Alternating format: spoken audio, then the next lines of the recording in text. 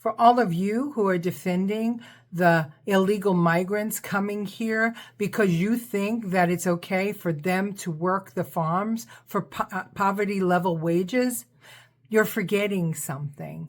There were people who came here with something more than work on their mind. And the true believer knows that none of this is in vain, that this is all jihad, that this is all ibadah, and that this is all counted for by Allah subhanahu wa ta'ala. And so the conversation of doxing, the conversation of getting arrested and suspended, I think it's time for Muslims to start to say, all right, so what? Do what you want. I'm gonna do what I gotta do, because it's about time to do that. And I know everybody has their own families and has an education and everything. It's just a question. We don't want to get doxxed, and we don't want to get suspended, and we don't want to get arrested.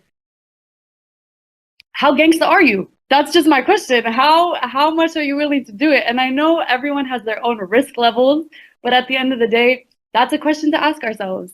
How committed am I to this? To what extent of my personal material gains am I willing to sacrifice for this bigger noble cause?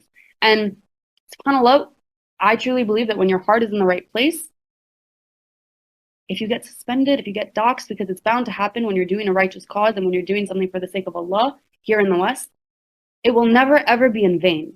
And the true believer does not fear that, because the true believer knows that the akhirah is a promise.